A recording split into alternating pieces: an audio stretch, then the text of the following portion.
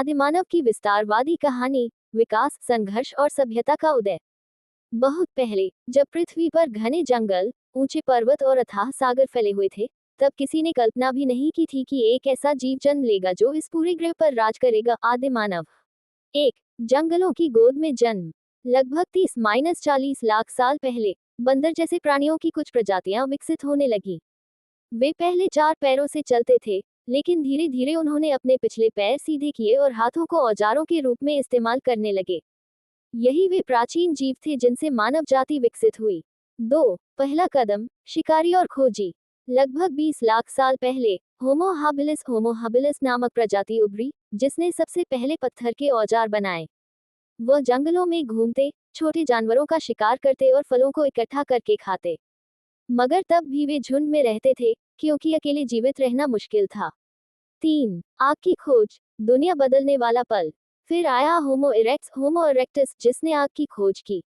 ये खोज उसके जीवन को पूरी तरह बदलने वाली थी। अब उसे ठंड से डरने की जरूरत नहीं थी। रात में आग जलाकर जंगली जानवरों से सुरक्षा पा सकता था। मांस को पकाकर खाने से उसे ज्यादा ऊर्जा और पोषण मिला।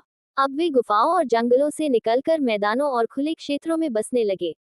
4 भाषा और समाज का जन्म। लगभग 1 लाख साल पहले होमो सेपियंस यानी आधुनिक मानव पूरी तरह विकसित हुआ। उसने न केवल शिकार करना सीखा बल्कि भाषा भी विकसित की। भाषा ने उसके जीवन में क्रांति ला दी। अब वह योजनाएं बना सकता था, अपने अनुभव दूसरों को बता सकता था, बड़े समूहों में शिकार और खेती कर सकता था। 5 खेती और बस्तियां, सभ्यता की शुरुआत। लगभग 10,000 साल पहले इंसानों ने एक और बड़ा कदम उठाया, खेती की खोज। अब वे केवल शिकारी नहीं रहे, उन्होंने फसलें उगानी शुरू की, पालतू जानवर पालने लगे और स्थायी गांव बसाने लगे।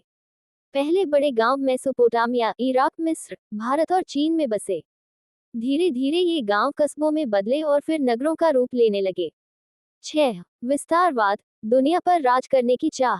अब मानव केवल अपने क्षेत्र तक सीमित नहीं था, वह नई भूमि खोजने और संसाधनों को पाने के लिए आगे बढ़ता गया। उसने नदियों के किनारे सिंधु घाटी, मिस्र, मेसोपोटामिया जैसी महान सभ्यताओं की स्थापना की। व्यापार और युद्धों के माध्यम से उसने दूसरे देशों तक अपनी संस्कृति फैलाई। धीरे धीरे राज्य, साम्राज्य और देशों का जन्म हुआ। निष्कर्ष, आदिमानव ने जंगलों से लेकर अंतरिक्ष तक का सफर किया। उसने आग से लेकर कृत्रिम बुद्धिमत्ता आई तक का आविष्कार किया। वह शिकारी से वैज्ञानिक बना और आज पूरी पृथ्वी ही नहीं, दूसरे ग्रहों तक भी पहुंचने की कोशिश कर रहा है। क्या ये मानव का अंत है, या फिर यह किसी नए युग की शुरुआत?